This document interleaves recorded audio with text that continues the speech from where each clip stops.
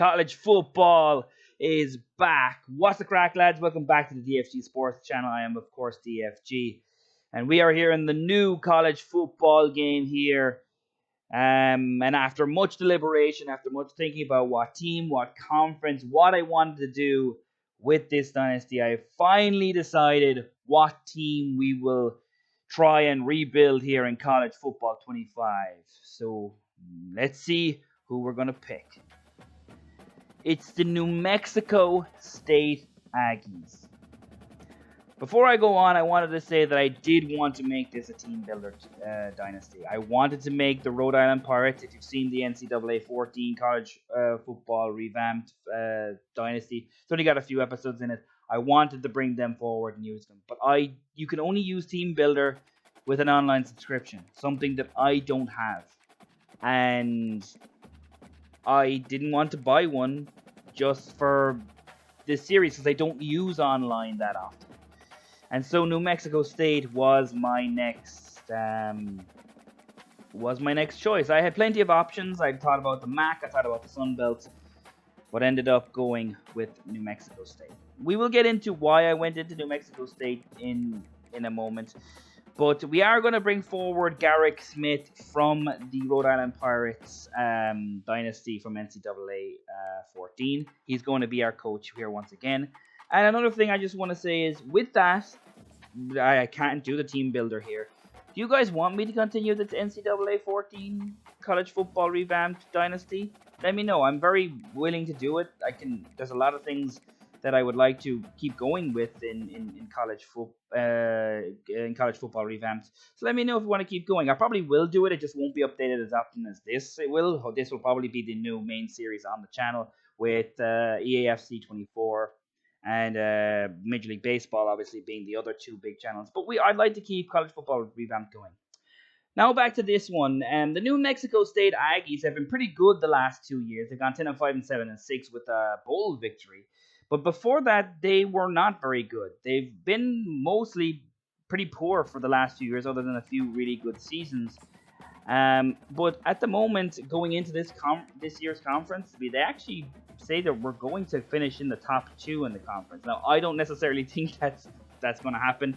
Liberty are far better than us. Jacksonville State are very, very good. Western Kentucky, Middle Tennessee State. There's a lot of teams in this conference that I think are going to be really difficult challenges for us. And I think that was one of the biggest reasons why I wanted to go with New Mexico State. Not only were they not in 2 of the main conferences that I've used most of my content, or most of the time I've spent with, which is the Mountain West Conference and the MAC, of course, with Rhode Island Pirates being in the MAC. I didn't want to go there again. So really, it was only the Sun Belt and the Conference USA that were really my only other options. Didn't want to go to the American. So basically, this was the one that we decided to go with, Conference USA. Now, we do have a Conference All-American first teamers in Shayaz Pete and Cannon Yarrow. 2 offensive linemen. I do think we've got pretty good offensive line.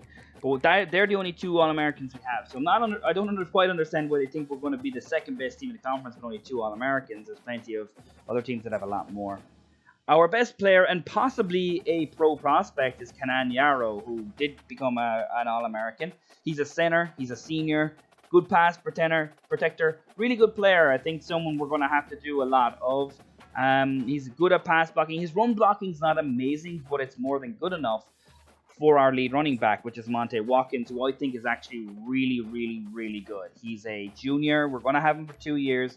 He's going to play a lot. He's got the impact development. And the only real thing I think I have a problem with in terms of his skill set is that his hands aren't amazing. He's not a great catch guy. He's not a receiving back. I think everything else is pretty much fantastic.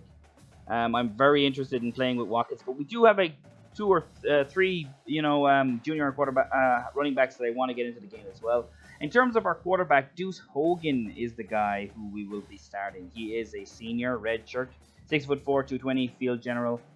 I think he's actually got a lot of really good skills. Now he's not an amazing quarterback by any stretch of the imagination. There's a lot of holes in his game, but he's got good accuracies. He's got good throw power. His IQ's not terrible.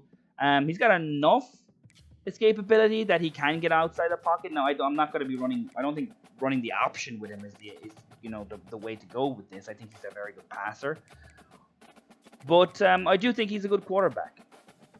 Looking at this roster, there's a lot of seniors that we need to kind of look at, see where we're going kind of after the top of this roster goes. So there's seniors and juniors who are at the top of our roster, and then there's kind of a big drop towards our sophomores and freshmen in terms of rating. I think we have a really good offensive line. The depth is okay. I wouldn't say it's amazing there by any stretch of the imagination. But I think it's okay. In terms of our defensive line, I think that's one of our weakest parts of our team. Linebackers are okay. Their secondary is okay. But they have a lot of higher classmen on those units. A lot of seniors, a lot of juniors. There's a few sophomore thrown in pretty much all the units that we have.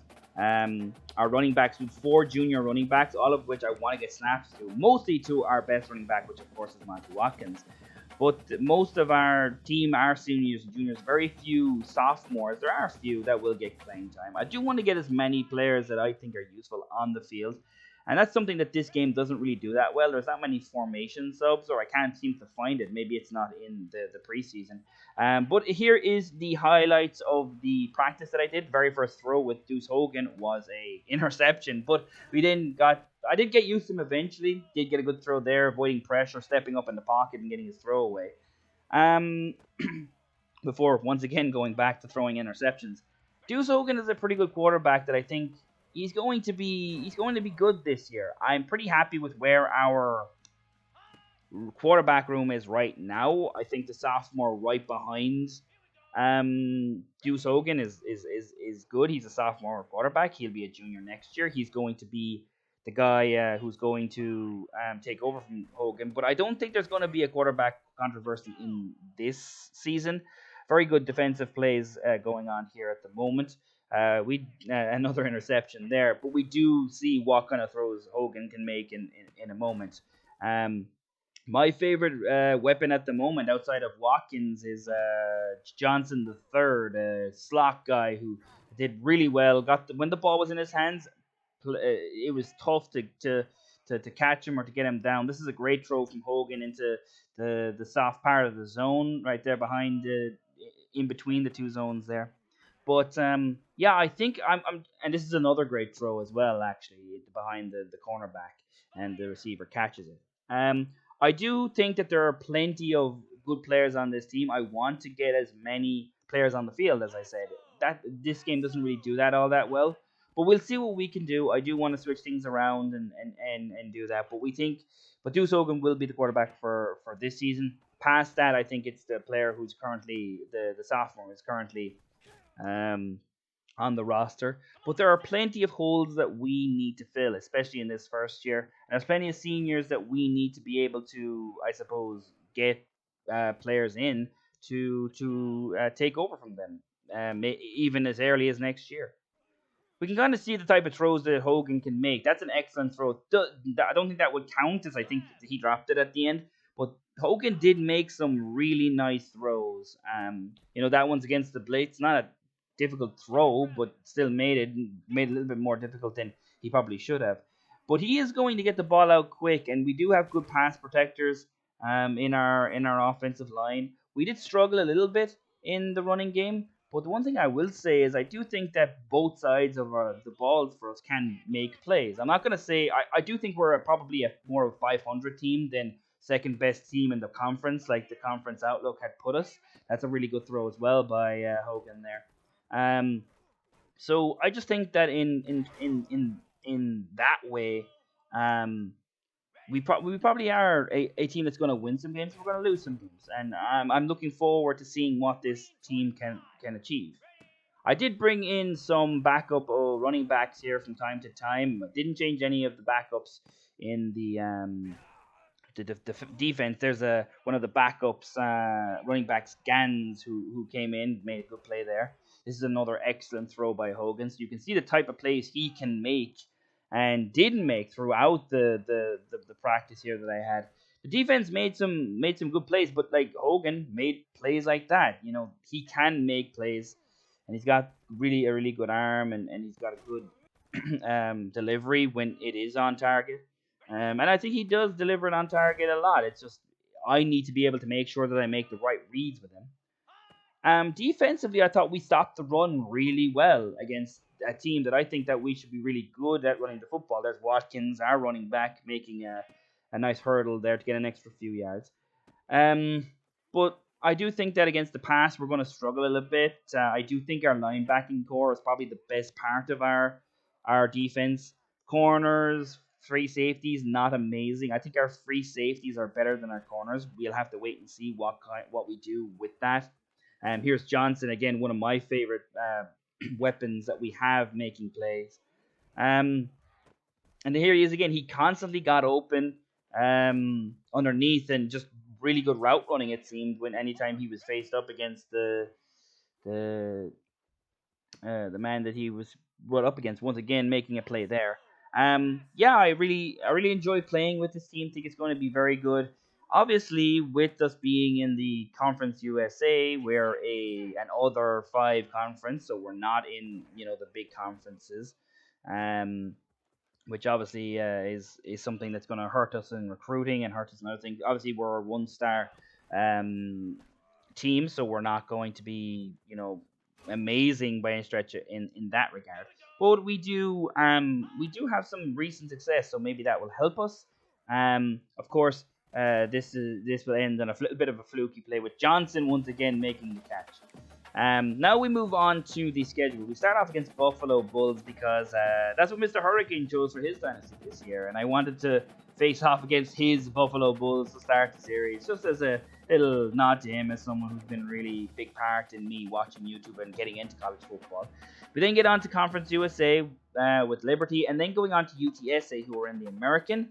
One of if we start to get good, start to win the Conference USA a lot, then obviously the American is probably the next step up for us to be then back. So playing a UTSA who's in the American might be something that we can look at there. We then go to Sam Houston, then we play New Mexico in our rivalry game, then back to conference play. And before we end up in our last non-conference game in Week 12 against the TCU Horned Frogs. They're in the Big 12, and I wanted to play a Big 12 team because I know that region doesn't really matter in conferences anymore, but the Big 12 is probably the best conference that we can get into down the line, and then once we get really good, that's where I would like us to go. Next up is recruiting, obviously a massive part of college football. We've seen it in the new Rhode Island Pirates dynasty, and the real hard rules that I put on myself in that one. I think it's significantly more difficult to recruit in this game, so I'm not going to put any rules yet on recruiting. Maybe down the line we will. We'll have to wait and see. The first guy I want to take a look at here is Trent Uphoff. He is a quarterback. He is field general, and he's pretty good. He's a 3-star guy from Detroit, Michigan. 6'5", 229, got great size. His speed is not bad by any stretch of the imagination. But I did want to see if there were other players that were available at the quarterback position. Santiago Manx was the first guy I went to. He was an improviser at 6'3", 212. I thought, big guy, maybe has a bit of speed in the 80s or something, can maybe throw on the run, have decent accuracies and throw power. Didn't really have that as a 1-star. Not surprising, I suppose, but in the end, we ended up getting rid of him off the board. I wanted a guy who could get outside the pocket, could make plays with his feet, and he wasn't the guy that I wanted. Then Kofi Mamula was the next guy. He was a bust as a 1-star. So it was like, you're definitely a field general, can't move inside the pocket. You are a big dude at 6'3", 232. But right now, I think Trent Uphoff is the guy I want to go for, and I will probably offer him a scholarship in next week.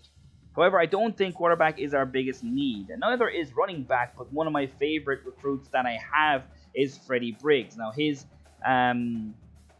deal breaker is close to his proximity to home. He has 90 speed, he's a power back, he's 6'3", 231. You don't get those kind of players with that kind of speed and power.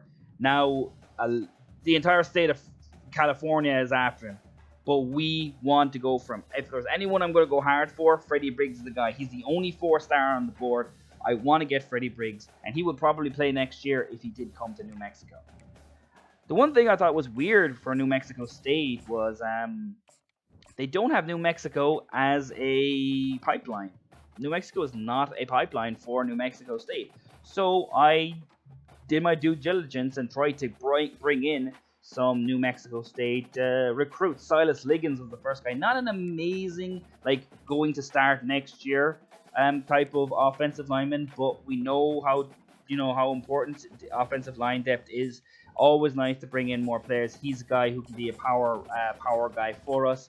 Next up was Bryce Lord. A bust, they say, but I think he had a lot of very, very good statistics here. Strength is good. His speed's not great. At 6'2", 299, he's a right end. I think maybe you put him at defensive tackle. Now, he's slightly undersized, of course. The agility's not there. The speed is not there. But the block shedding is. And he's got enough tackling, enough acceleration to get off those blocks.